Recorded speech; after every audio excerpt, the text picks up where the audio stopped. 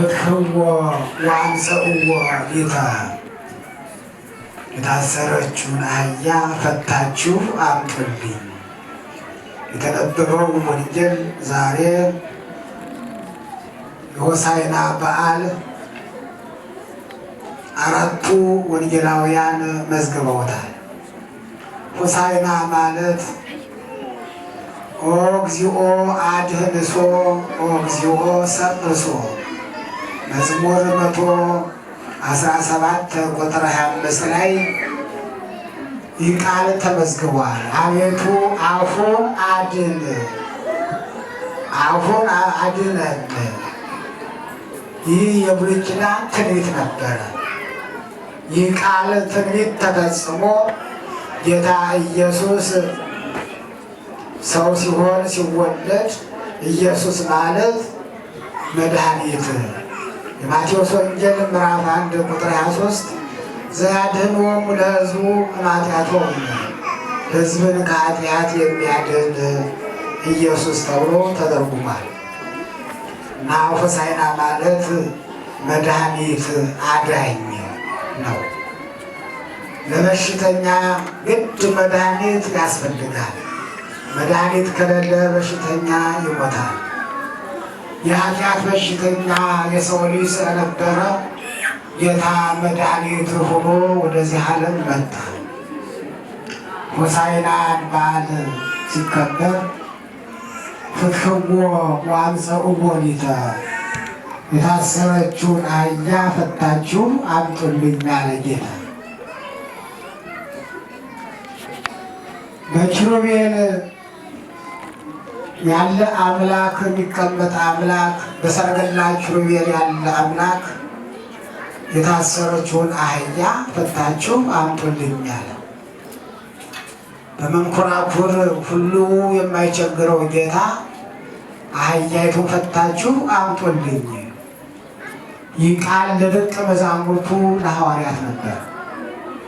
የታሰረችውን አህያ ፈታችሁ አምጡልኝ፣ ወደፊት ወዳለችው መንደር ሂዱ፣ አህያ እስከ ውጭዋ ታስራ ታገኛላችሁና ፈታችሁ አምጡልኝ። ሰዎች ለምንድን ነው ብለው ቢጠይቋችሁ ለጌታ ያስፈልገዋል በሏቸው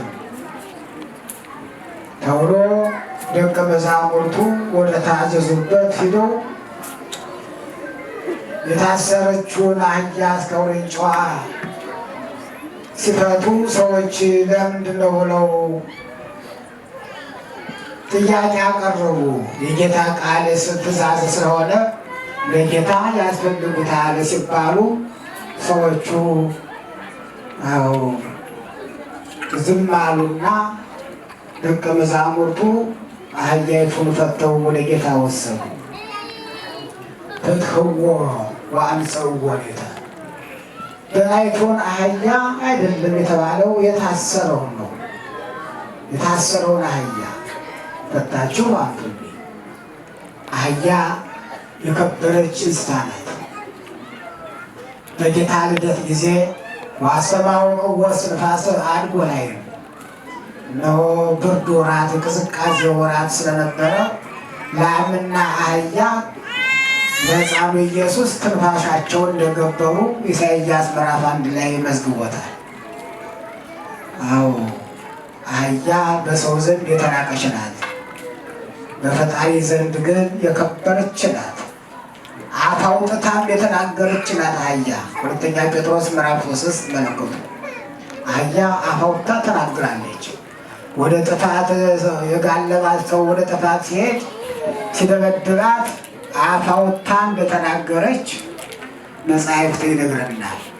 እና ጌታ የታሰረችውን አህያ ፈታችሁ አምጡልኝ አለ። አህያይቱን አመጡለት እስከ ውርንጫዋ። ወርሃቱ አልባሲሆሙ ወርሃሙ አልባሲሆሙ ልብሱን ጎዘጎዙ ከአህያይቱ ላይ በተአምራት ከሁለቱም ከውርንጫዋና ከአህያይቱ ላይ ጌታ ተቀመጠባቸው። በአህያይቱ ላይ ሆኖ ከደብረ ዘይት ወደ ኢየሩሳሌም ሲሄድ ሕዝቡ በፊት በኋላ ሆኖ መዝሙር ዘመረ። ሆሳዕና በአርያም ለወልደ ዳዊት የዳዊት ልጅ ለሆነው ምስጋና መድኃኒት ለሚባል በሰማይና በምድር መድኃኒት ይገባል እያለ ሕዝቡ እየዘመረ ሲሄድ ሕዝቡ አንተ የተቀመጥክባት አህያ የከበረች ናትና መሬት መንካት አይገባትም ብለው ሰዎች ጉዝጓዝ ጎዘጎዙ፣ ልብሳቸውን አነጠፉ። ሕዝቡ እየዘመረ በአህያይቱ ላይ ሆኖ ሲሄድ የነቢያትን ትንቢት ለመፈጸም ነበረ። አንቺ ኢየሩሳሌም ሰላምሽ ብታውቂ ኑሮ ሰላምሽ ዛሬ ነበረ። ቅድም ሲዘመር ሰላምሽ ብታውቂ ኑሮ ጌታ ሰው ሆኖ በአህያ ውርንጫ ላይ ሆኖ መጥቶልሻል። አንቺ ግን አልተመለስሽም፣ ኖ ተሰውሮብሻል። ጌታ ለኢየሩሳሌም ሕዝብ አልቅሷል። ዛሬ እንግዲህ የዛሬ 2000 ዓመት ጀምሮ በየዓመቱ የምናከብረው የሆሳዕና በዓል ይህም በተመለከተ ነበረ። ክርስቲያኖች አህያ ትልቅ ክብር ያላት ናት ብያችኋለሁ።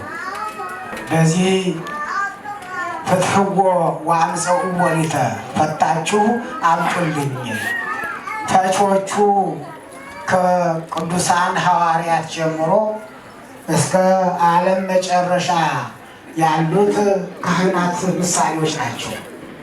አህዮቹ ደግሞ በአዳምና በልጆቹ የተመሰሉ ነበሩ።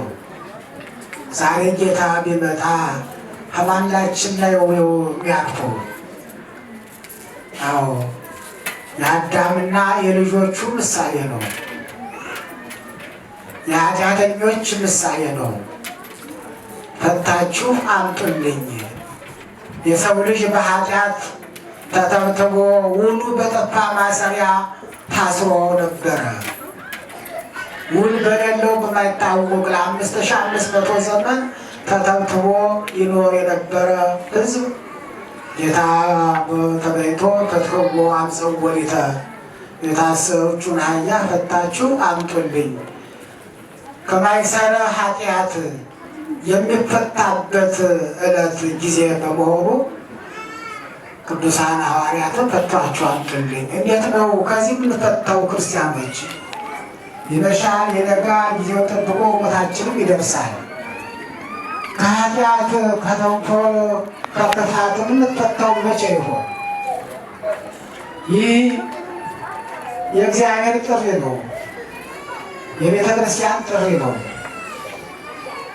እግዚአብሔር የሚናገረው ምንጊዜም በነቢያት በካህናት ላይ አድሮ ነው።